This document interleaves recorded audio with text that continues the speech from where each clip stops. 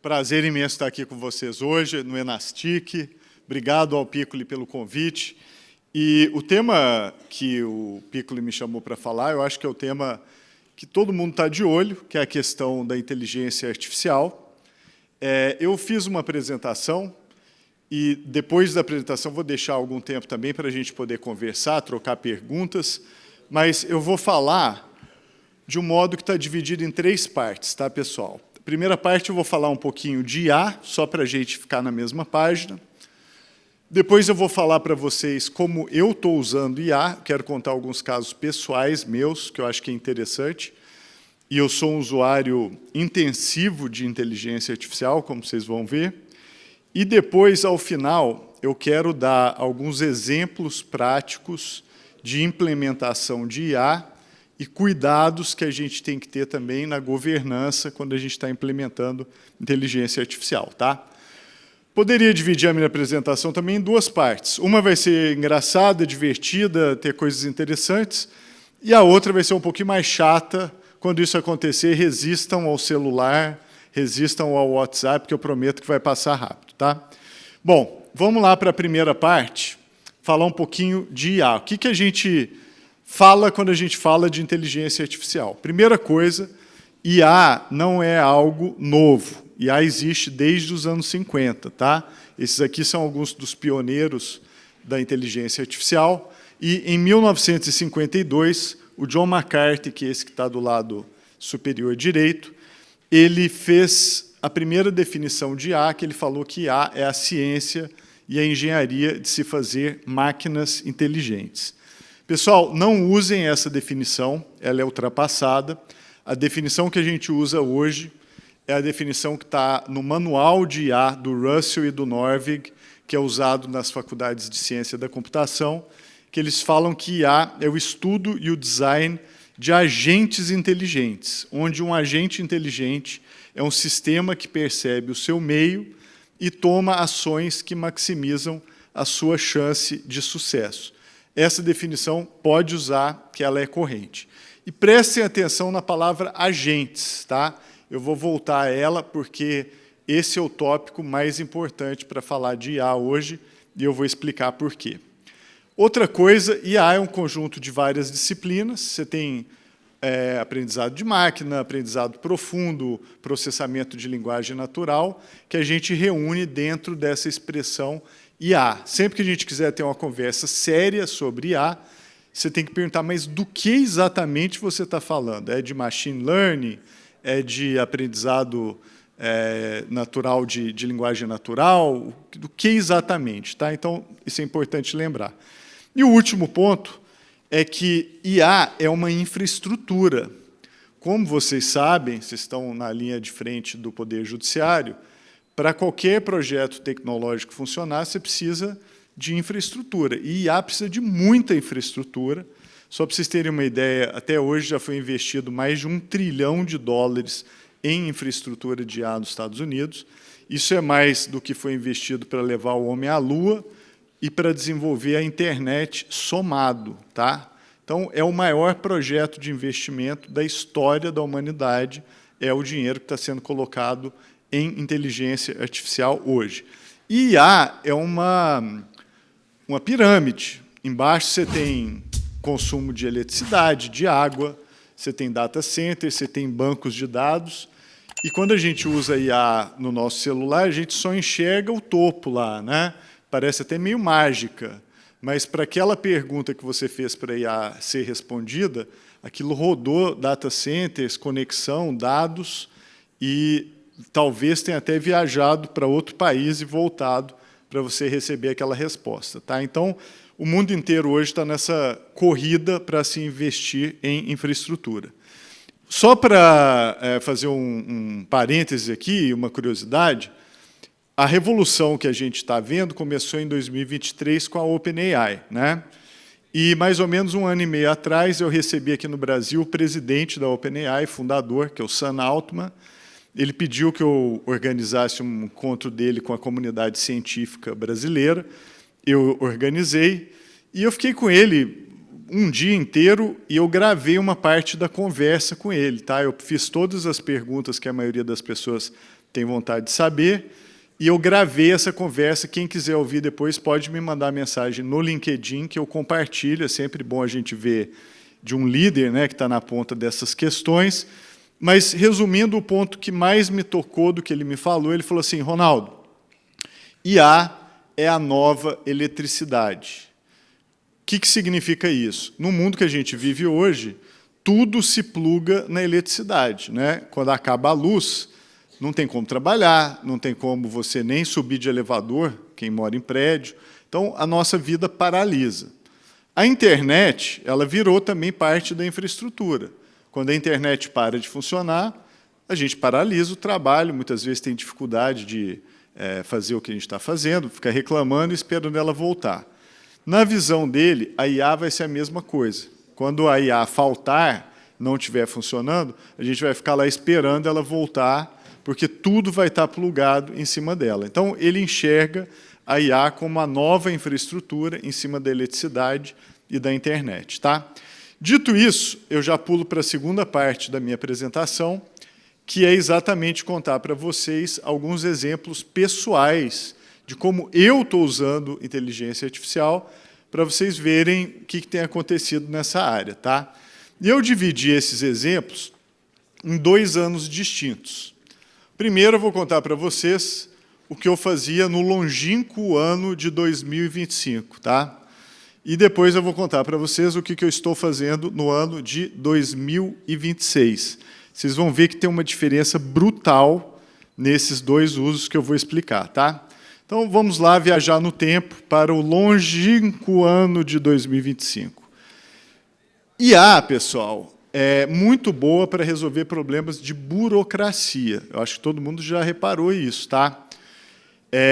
Em 2025, eu tive um problema no meu condomínio. Eu moro num prédio aqui em São Paulo, e os moradores se reuniram e falaram assim: a gente quer mandar embora o nosso síndico.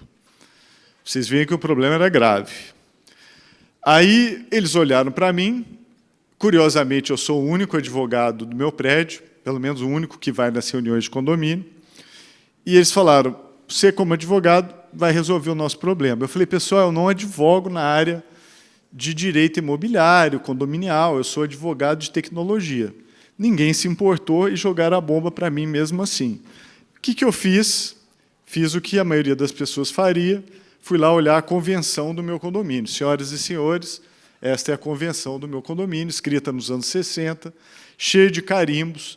Falei: putz, vou levar 1 hora para só ler isso aqui. O que eu fiz? Tirei o celular do bolso, tirei foto de cada página da convenção, subi para o ChatGPT, e o que o ChatGPT faz? Limpou a convenção, passou a limpo. Olha que maravilha, né? Está certinho ali, legível, e, ao fazer isso, ele também se torna especialista na convenção do condomínio. Ele leu a minha convenção lá de onde eu moro e aprendeu tudo sobre ela. Então, eu comecei a fazer perguntas. Falei: para destituir o síndico do condomínio tal e tal, qual é o quórum necessário? Ele falou: 2/5 dos condôminos presentes à Assembleia Geral. Falei: quanto tempo antes eu preciso mandar a carta convocatória da Assembleia Geral? Ele falou: 8 dias. E eu falei: então, por favor, redija a carta convocatória. Ele foi lá, redigiu. Eu chequei, tá, pessoal? Sempre chequem o que a IA faz, tá? Não aceita a primeira versão. Chequei, estava tudo certo, não precisava mudar nada, estava perfeito. Passei para os meus vizinhos, eles também leram, ficaram felizes, assinaram. Em 9 dias, o síndico do meu prédio tinha sido destituído. Meus vizinhos acham que eu sou o melhor advogado de direito condominial do Brasil, tá? A ponto de que hoje, quando o elevador para num andar, eu evito subir, porque eu fico com medo de ter mais trabalho, sabe? O pessoal me encontrar no elevador e falar: ó, deu esse problema aqui na casa de máquinas, você não quer resolver, não? Então, hoje eu tenho evitado os meus vizinhos, tá? Mas por que eu estou dizendo isso? Porque algo que ia me levar 4 horas, na minha estimativa, para resolver, eu resolvi em 12 minutos, tá? Então, a IA, vocês devem estar vendo isso no dia a dia, ajuda muito nesses processos burocráticos, tá? De leitura, processamento de informação, escrita de documentos, decisões. E lá no nosso Instituto de Pesquisa no Rio de Janeiro, o ITS, a gente criou um projeto pensando nisso, chamado Prompts de Direito. O que esse projeto faz? Ele mapeia instruções para IA, fazendo uma espécie de engenharia reversa das burocracias brasileiras. Então, é uma biblioteca de prompts. Você tem prompts de direito eleitoral, direito civil, direito imobiliário, direito internacional, e lá você encontra comandos organizados para resolver qualquer tipo de problema. Reclamação trabalhista, de gestante sem vínculo de emprego, muito importante para onde a gente está agora, né? Prompt para a criação de agente de IA especialista em direito previdenciário, contrato de aluguel com Código Civil e assim por diante. Tá? Então, eu realmente acho que a IA vai ter um impacto extremamente importante em melhorar o serviço público e dar acesso ao cidadão e à cidadã para resolverem questões do dia a dia, ali, da burocracia, de formulários, etc. Então, se algum de vocês tiverem prompts nessas áreas ou em qualquer outras, façam uma doação. Vão lá na página Prompts de Direito, subam lá os seus prompts, vão estar ajudando outras pessoas a resolverem problemas. Tá? Segundo exemplo do que eu queria dividir com vocês hoje. Esse é um exemplo pessoal mesmo. Tá? E, através desse exemplo, eu vou explicar para vocês o que são agentes de IA. O que aconteceu? Também no longínquo ano de 2025, eu tive um outro problema totalmente novo, que eu e minha mulher estávamos esperando o nosso primeiro filho. Minha mulher estava grávida. E eu ia para os Estados Unidos, no mês de abril, e a minha mulher olhou para mim e falou assim, Ronaldo, você podia comprar um enxoval do nosso filho, né? E aí, a hora que ela falou isso, me deu aquele misto de felicidade extrema com desespero aterrador. Porque eu falei, eu não sei nada sobre enxoval. Eu não sei nem o que tem no enxoval. E fiquei com a cara daquele meme da pessoa chorindo. Vocês lembram desse cara? Que fica assim, meio rindo, chorando. Falei, claro, amor, vou comprar um enxoval, sim. O que eu fiz? Fiz a mesma coisa. Fui no GPT, perguntei o que tem no enxoval de crianças. Ele montou uma lista fantástica, falou que eu tinha que comprar um negócio chamado mijão, que na época eu não tinha a menor ideia do que era, agora eu sei. E eu ainda comparei com uma planilha de Excel que a minha mulher me mandou, de uma amiga dela, para ver se o GPT tinha feito um bom trabalho. Ele montou a lista fabulosa do enxoval. Só que, quando eu olhei a lista, eu falei, caramba, eu não sei nem o que procurar. Se eu entrar numa loja para comprar isso aqui, eu vou ficar 3 horas na loja e não vou conseguir. O que eu fiz? Usei um agente de IA para fazer as compras. A OpenAI, na época, tinha um agente chamado Operator. O que esse agente faz? Ele entra no Chrome por você, assume o controle do navegador, vai na loja, vai no Google, pesquisa cada item, coloca no carrinho da loja e, na hora de pagar, ele pede para você colocar o cartão de crédito. Tá? Então, esses agentes de IA você pode usar para qualquer coisa, para reservar um restaurante, comprar ingressos, eles são realmente poderosos. Eu mandei as instruções e falei, compra aí por mim, eu vou estar nos Estados Unidos na data tal e tal, mande entregar no meu hotel. Pessoal, eu tirei fotos do agente de IA trabalhando. Tá? Isso aqui é o agente de IA no Chrome, entrando na loja da Carter's. Olha só como IA tem bom gosto, tá? Olha só que incrível. Escolheu um casaquinho lá para mim, depois entrou na loja da Gerber, comprou macacãozinho, não sei o quê, meinha, negócio assim, fabuloso. E apareceu lá para eu colocar o meu cartão de crédito. Fui lá, coloquei e recebi aquele e-mail muito satisfatório que você recebe falando, olha, sua compra foi realizada, vai ser entregue no dia tal e tal, no hotel que você está. Pessoal, eu saí radiante para contar para minha mulher. Cheguei assim, amor, você não tem ideia do que eu fiz, eu acabei de comprar o enxoval do nosso filho. A hora que ela bateu o olho, eu já vi que tinha alguma coisa errada. Ela olhou assim e falou assim, mas espera aí, você comprou a mesma roupa para o nosso filho de recém-nascido, 3 meses e 6 meses. Ou seja, nos primeiros 6 meses de vida, nosso filho vai usar o mesmo figurino. E foi exatamente o que aconteceu. Minha mulher ficou furiosa. Eu quase tive que mudar de condomínio por outras razões, tá, pessoal? E, se você olhar, nosso filho agora fez 9 meses.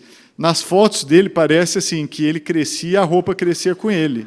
Assim, é sensacional. Só que não foi sensacional para mim, porque isso virou um problema na minha casa. Até hoje, a minha mulher nunca me perdoou. E aí eu vou contar para vocês o último projeto que eu fiz de IA, agora já no ano de 2026. Minha mulher virou para mim e falou assim, esse negócio de IA, isso aí não serve para nada, só faz coisa errada, etc.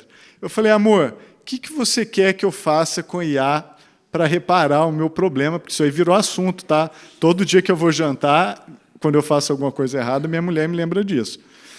Ela falou assim, a minha mulher trabalha com saúde, ela é psicóloga e especialista em saúde da mulher.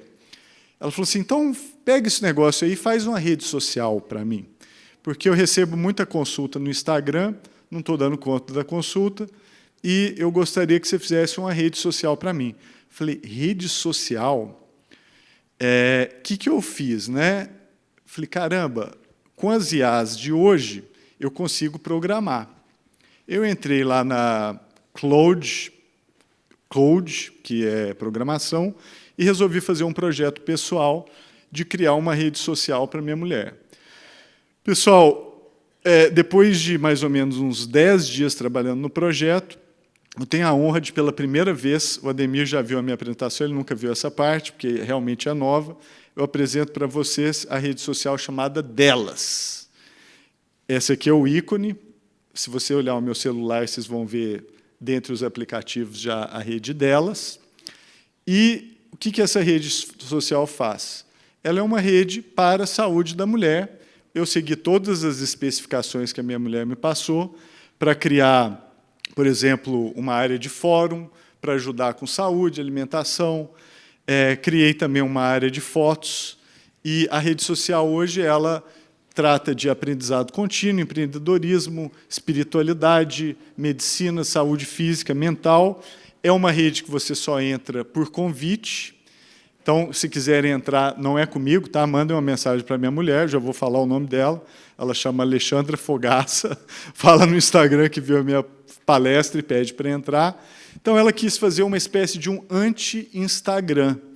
Uma rede mais calma, mais voltada a coisas práticas, de saúde da mulher. Só entra mulher, tá?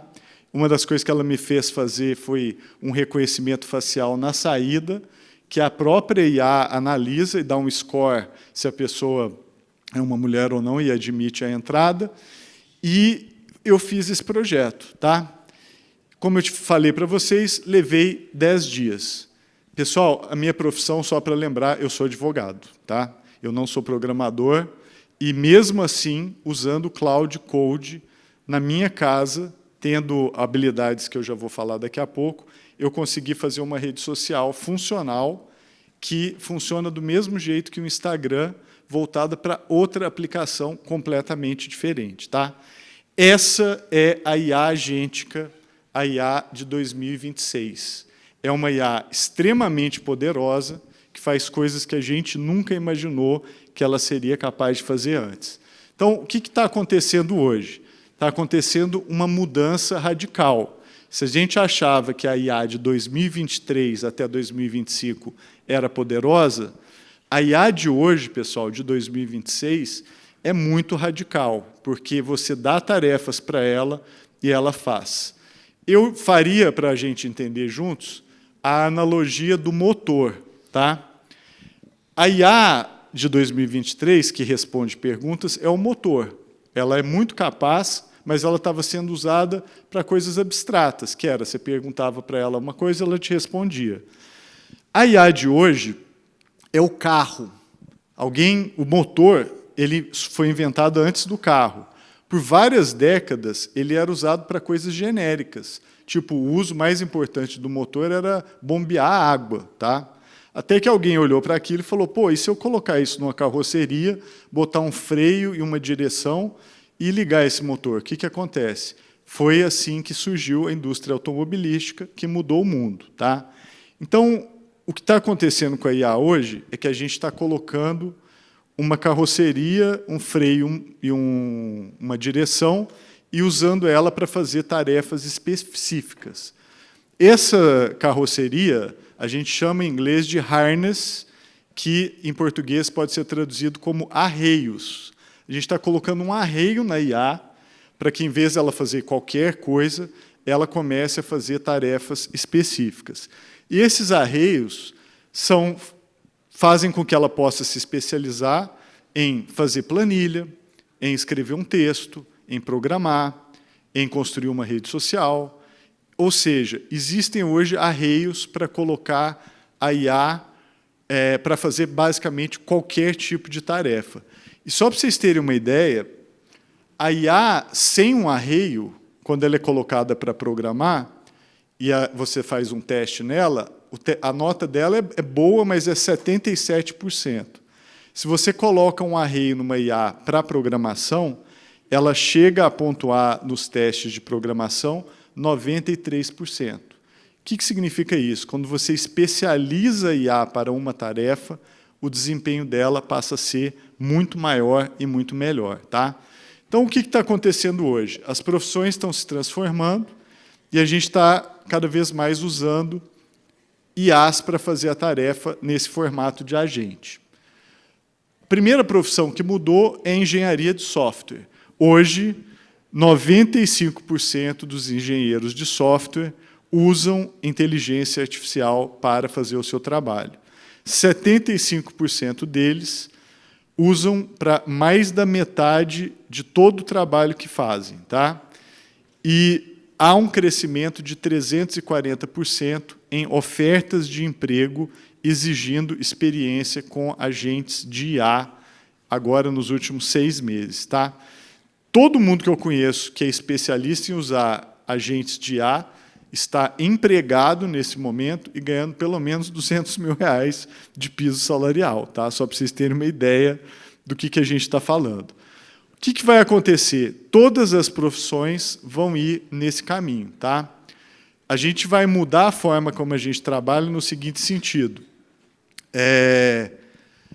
60% do trabalho dos engenheiros, como eu falei, pode ser delegado para uma IA, mas de 0 a 20% pode ser delegado totalmente. Isso envolve supervisão, você precisa supervisionar o trabalho do agente. E o trabalho humano vai se converter exatamente nisso. Nós vamos nos tornar condutores, maestros do trabalho feito por agentes de IA. Quando eu estava fazendo a rede social da minha mulher, era exatamente isso que eu estava fazendo. Eu estava funcionando como um maestro, um supervisor, e quem estava fazendo o trabalho propriamente dito era os agentes de IA. Tá? Então, a mudança que isso vai trazer para o nosso trabalho é muito grande. E nós vamos precisar de habilidades para exercer essa tarefa que eu chamo de condução de agentes de IA. A habilidade mais importante, que é a básica, sem a qual a gente não consegue, é o domínio da língua, domínio de linguagem, com clareza. A gente vai precisar falar com a IA de forma clara e entender o que ela fala de volta, interpretando esses textos. Tá? Segunda habilidade é formulação de problemas. Você vai ter que ter a habilidade de descrever um problema de forma clara. Outra coisa que a gente vai precisar cultivar, saber decompor uma tarefa complexa em tarefas menores.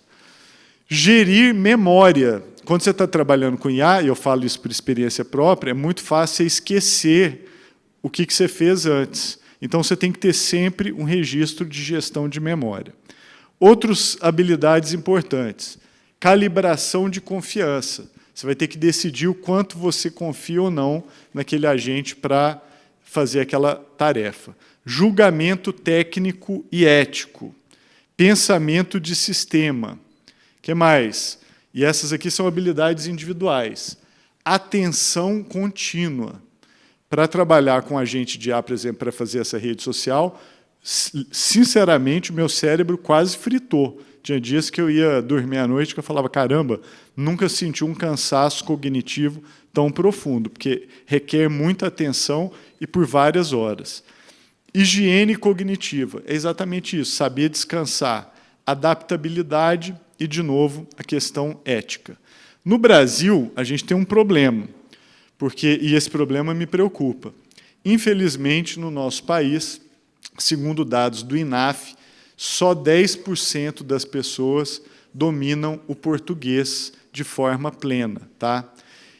Isso aí me preocupa absurdamente, porque, sem dominar o português, você nem consegue chegar nesse lugar da conversa com a IA. Tá? Então, isso aqui a gente vai precisar trabalhar juntos para resolver. E, por fim, dito tudo isso, vou para a terceira e última parte da minha apresentação, antes de abrir para a gente conversar, em que eu queria dar alguns exemplos de implementação da IA, justamente para a gente pensar nesses desafios. Tá? Então, são exemplos setoriais. Exemplos de áreas que implementaram IA e viveram os seus desafios. Por exemplo, na área de seguros, a maior seguradora do mundo é a chinesa Ping An, e essa seguradora implementou a IA, mas implementou junto processos de governança muito bem feitos. Tá? Desde 2022, que eles estão usando IA e usando também uma boa regra de governança. Hoje, na China, se você tiver um acidente com o seu carro, o seguro é pago em 3 minutos, só para vocês terem uma ideia. Se você precisa fazer uma cotação de um plano de seguro, você consegue fazer isso em 7 segundos. E a empresa tem 2.700 patentes em tecnologia, tá? Só para vocês terem uma ideia.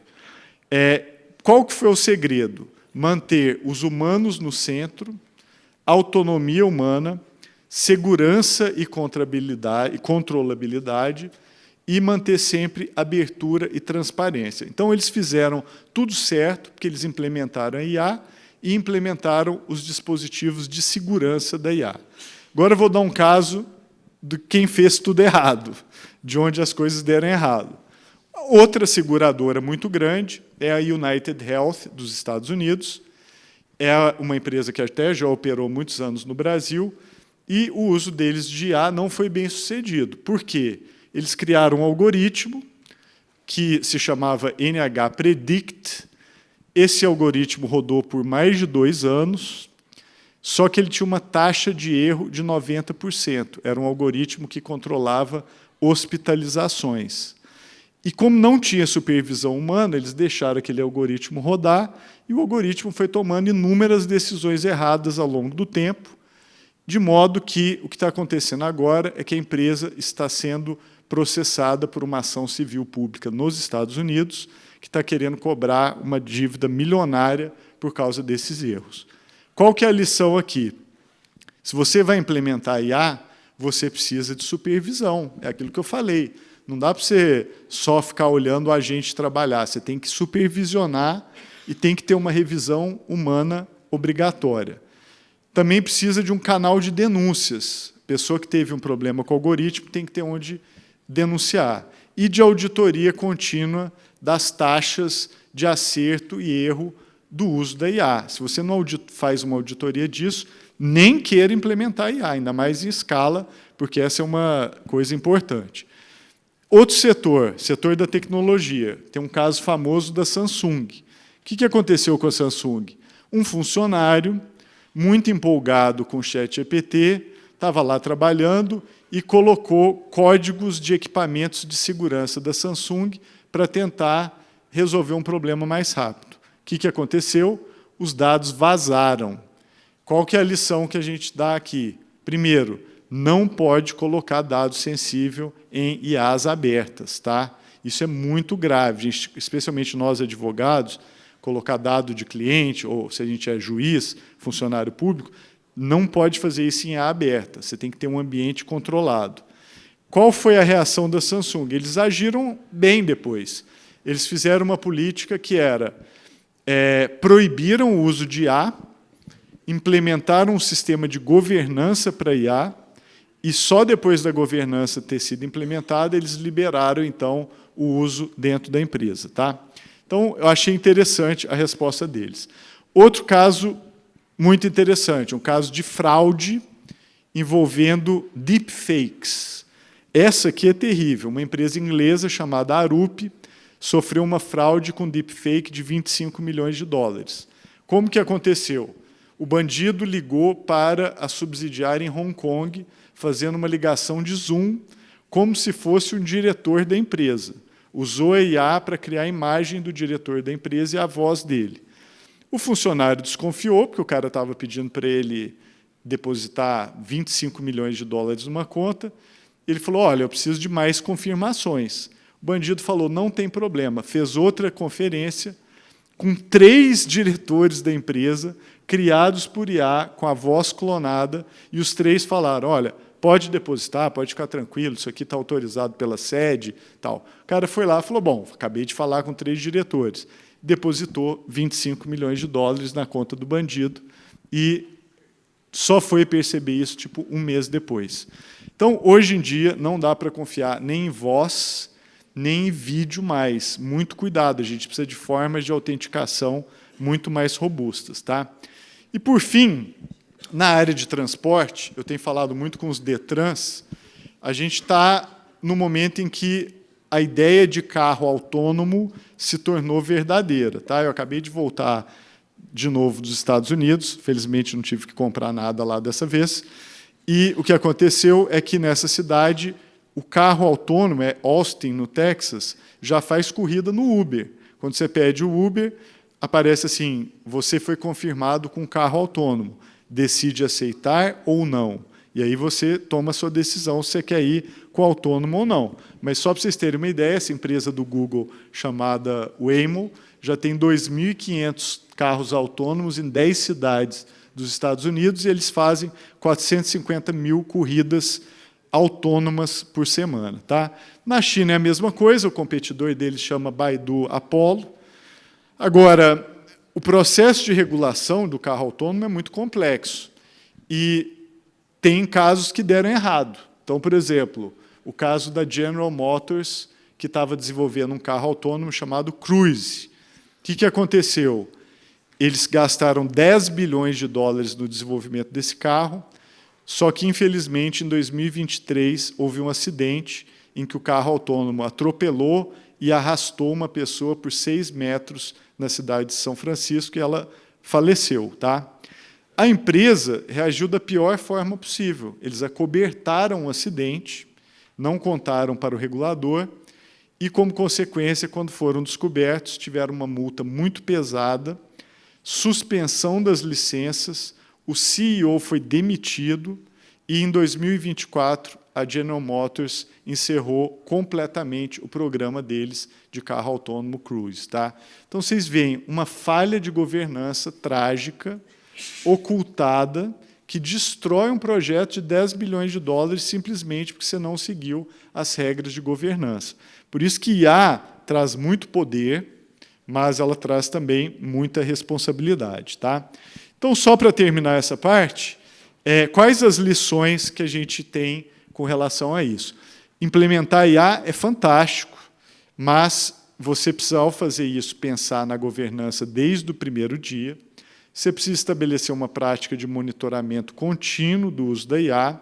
Você tem que ter a cibersegurança como base, porque ela vaza dados. Tá? Você bota na IA e, sem querer, até esses dados, às vezes, vazam em outro lugar. E, especialmente, a gente que está usando IA no desktop, né, para fazer coisas como eu mencionei aqui, usar agentes, etc., tem que ter muito cuidado e levar todas essas questões de cibersegurança muito a sério. Tá? Então, só para terminar, e aí eu vou abrir para a gente conversar e perguntas, com relação a IA, pessoal, primeira coisa que a gente tem que lembrar é que ficar parado não é uma opção. Tá? Não sejam o Michael Jackson olhando a IA passar na sua frente e você não fazer absolutamente nada. Isso não é uma boa ideia. Nem em termos de adoção, nem em termos de governança. O desafio ele é duplo. A gente precisa cuidar da adoção da IA desde agora, porque o risco da inação é muito grande, você perde a oportunidade, você pode se tornar obsoleto, mas tem que cuidar também da governança ao fazer isso. E, por fim, o time, né, o tempo da decisão é muito importante, porque não adianta estar certo na hora errada. Tá? O que significa isso? Eu sei que IA é uma tecnologia estranha, ela causa uma estranheza grande, mas é muito importante fazer o reconhecimento precoce dessa tecnologia para pensar tanto na questão da adoção quanto da questão da governança. Quem reconhece a IA antes consegue aproveitar essas oportunidades também muito antes. Bom, acabou a maratona. Muito obrigado, pessoal. Obrigado pela atenção e estou à disposição para perguntas e respostas.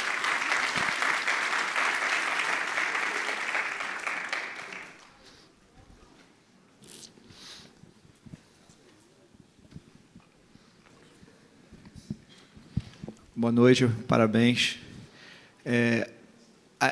Eu vejo a LGPD como um embrião do quanto é difícil você enforçar regulamentações a respeito lá de privacidade, né?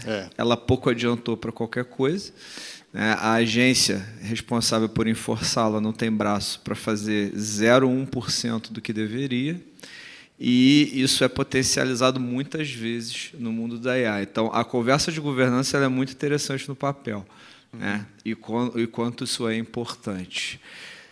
Só que os órgãos, especialmente os órgãos públicos, que têm alguma inclinação a promover a governança, e é o caso do judiciário, porque a gente já vive soterrado em legislação de qualquer maneira, são uma ponta ínfima de um iceberg de inúmeras organizações, e especialmente pessoas que não têm o menor compromisso com governança, né? E isso remonta a um grande problema da TI. A gente sempre tenta conscientização, sensibilização e acaba resolvendo o problema com trava no sistema, porque percebe que as outras jornadas mais humanas não dão certo, no mais das vezes, né? A junção do poder dos ataques maliciosos e das explorações de vulnerabilidades maliciosas, que muitas vezes ficam no mundo da intenção do atacante, elas são viabilizadas com a IA como uma caixa de ferramentas de potencial infinito, que vai transformar aquela ideia em código simplesmente se ele souber falar.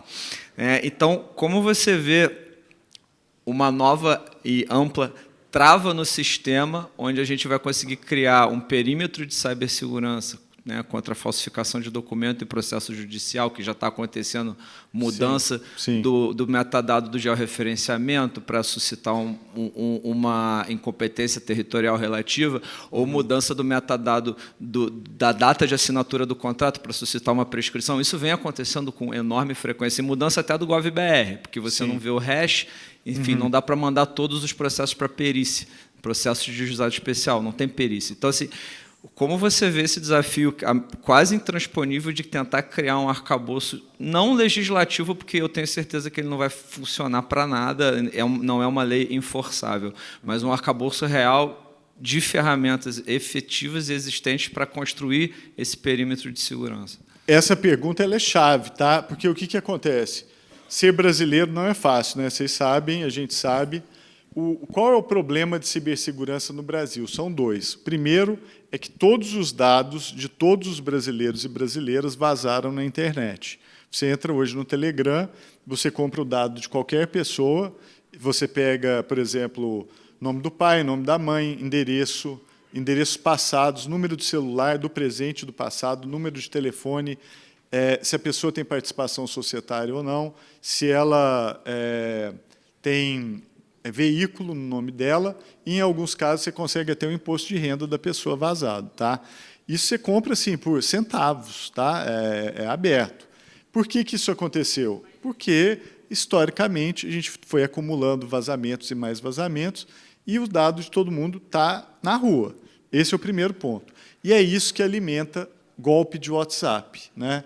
Vocês já repararam que golpe de WhatsApp está em tudo quanto é lugar, né? Aposto que todo mundo aqui conhece pelo menos uma pessoa que já caiu um golpe de WhatsApp. Ou talvez alguns de vocês já tenham caído. Por quê? Porque isso alimenta a indústria de golpe. O cara fica buscando, por exemplo, telefone de pessoas com mais de 70 anos para aplicar golpe de idosos, pega o nome dos filhos, liga para a pessoa no nome do filho e gera uma confusão danada. Então, como é que a gente resolveria isso? A gente precisaria reformar o sistema de identidade brasileiro. O gov.br foi um avanço, mas ele ainda tem muitos problemas. a gente precisaria construir uma identidade única, digital e robusta para todo mundo. E isso o Brasil nunca fez. A Índia fez, a Estônia fez, a Bélgica fez, o Canadá fez, o Brasil não fez ainda. Sem isso, que é algo que faz com que a sua identidade possa ser usada como defesa contra golpes, a gente ainda vai viver muitos e muitos anos no paraíso do golpe do WhatsApp. Tá? Então, cibersegurança é o mesmo problema. Cibersegurança é, em síntese, uma gestão de credenciais, ou seja, uma gestão de identidades. Quando você vai usar IA, e eu tenho visto isso na prática, trabalhando com agentes de IA, o maior problema que eu tenho é vazamento de credencial. É assim, a IA vaza as credenciais, parece de propósito, parece que você está trabalhando com uma criança de 5 anos. Você instrui para ela assim, a partir de agora, jamais vaze nenhuma credencial, não sei o quê. Você escreve isso no arquivo constitucional da IA, para quem usa Claude ou Claude MD, e ela fala, não, pode deixar, não vou vazar nenhuma IA. 40 minutos depois, alerta de segurança. Sem querer, eu vazei a credencial quando eu fui transcrever, não sei o quê. Aí eu falei, porra, aí toda vez que vaza uma credencial, você tem que parar o trabalho inteiro, fica lá 2 horas trocando credencial, é um trabalho infernal, que você tem que ficar copiando aquelas chaves criptográficas de um lugar para outro, aí você reseta todas as chaves, trabalha lá mais 6 horas, alerta, vazei a credencial, não sei o quê. Então, esse problema, no mundo que a gente está no Brasil, não precisa nem da IA vazar as credenciais, que as nossas credenciais já estão todas vazadas. Tá? Mas as credenciais de software, você tem que ter uma gestão muito bem feita. E você resolve isso com organização. O que eu fiz? Passei a ter uma estrutura robusta de gestão de credencial. Baixei um software que chama InPhysical, que hoje faz a gestão para mim. Ele manda as credenciais de forma criptografada para os outros softwares que eu uso, e acabou o meu problema, porque eu fiz uma regra dura. Por quê? Porque eu parei, investi 1 dia para fazer só a arrumação de dentro de casa, e o meu ponto é, no Brasil a gente ainda não fez essa arrumação, a gente não tem a infraestrutura de cibersegurança, de proteção de dados e de credenciais, que seria a nossa identidade digital única e verdadeira, para ter a base para não correr esse risco. Qual que é a consequência? Infelizmente, para todos nós que implementamos IA, nós vamos ter que trabalhar muito mais em cibersegurança do que outros países, como a Índia, a Estônia, trabalham, porque esse problema já foi resolvido na raiz. Desculpa falar muito, é porque eu estou realmente enfurecido com a IA, que ela fica vazando as minhas credenciais. Tá? Ronaldo, boa noite.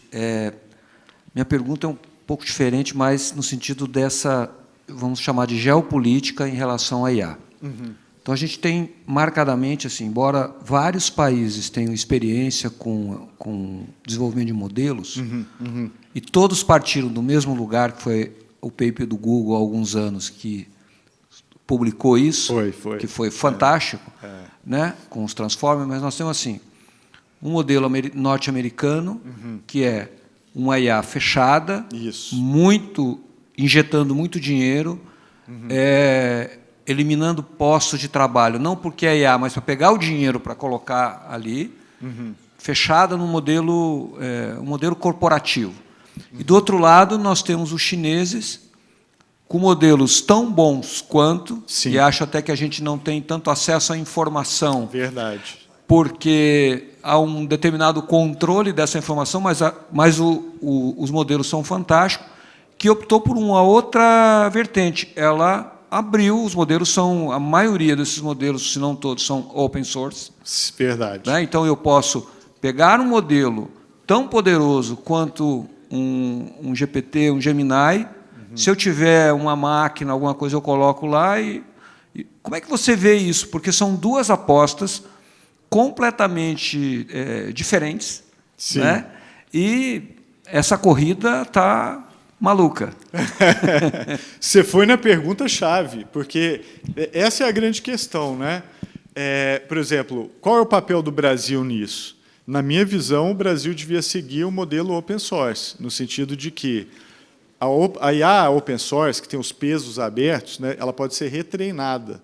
Você pega a IA com os pesos, retreina para os propósitos que você quiser, coloca o harness que você quiser e você tem controle sobre aquela tecnologia. Então, a China está apostando nisso, de que os países em desenvolvimento, mais cedo ou mais tarde, que estão em busca de controle, soberania digital, etc., vão pegar os modelos open source e vão transformar esses modelos nos modelos oficiais. Eu adoro saber o que está acontecendo no Vietnã. Vou te explicar por quê.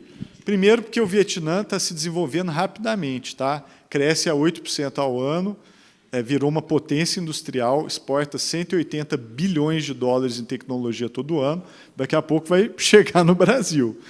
E o Vietnã tem uma outra coisa, que além de uma política tecnológica muito avançada, é um país que esteve em conflito armado com os Estados Unidos e com a China.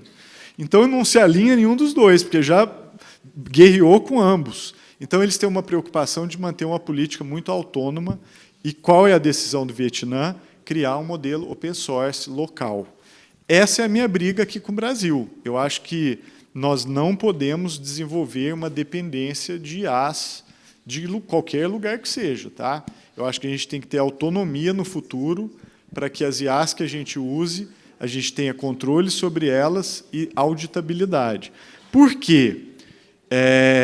Você poderia calibrar uma IA, isso aqui é especulativo, tá, pessoal? Isso não existe ainda, apesar de existir um debate acadêmico sobre isso, para, por exemplo, favorecer o país de onde ela vem. Então, por exemplo, a gente usa muito IA para revisar contratos.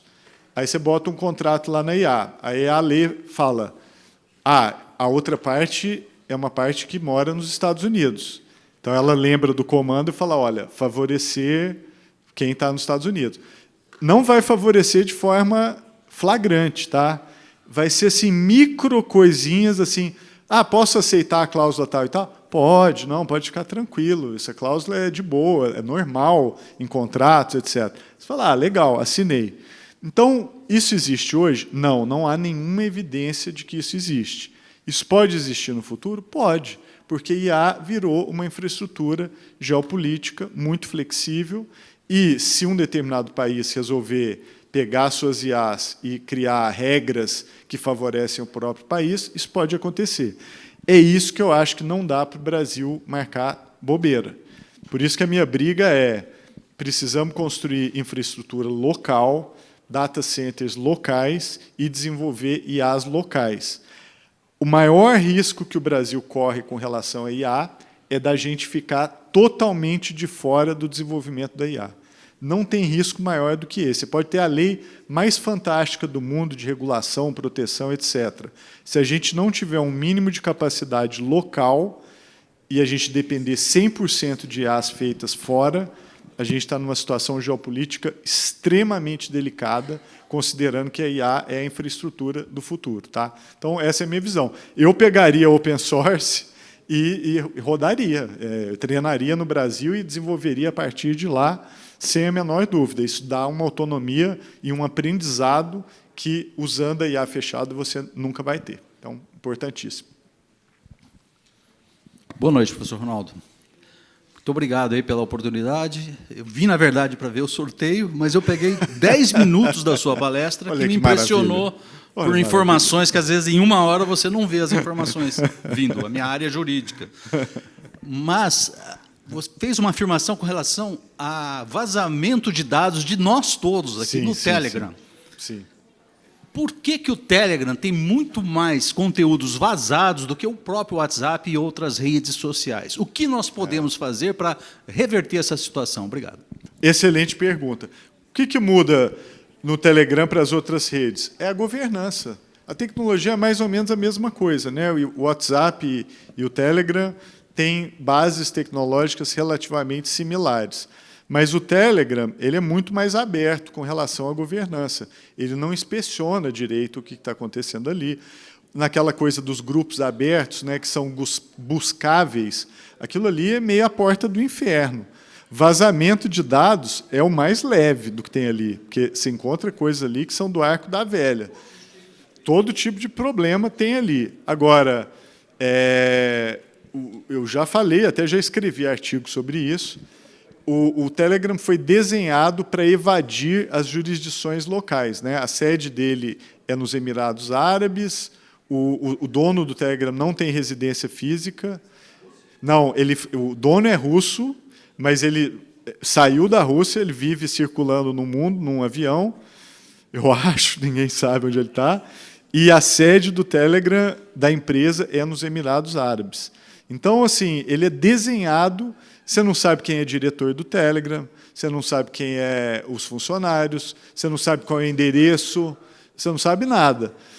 No Brasil, eles até tiveram que aparecer na jurisdição, porque o Supremo até chegou a ameaçar de tirar do ar, eles indicaram um advogado aqui no Brasil, então eles recebem notificações judiciais. Mas a governança da plataforma é muito pobre, então é bastante complicado. Então, não é uma diferença tecnológica, é uma diferença de governança mesmo. Tá? Feito! Acabou? Acabou! Então tá bom. Obrigado, viu, pessoal? Valeu, gente. Obrigado. Parabéns, Ronaldo.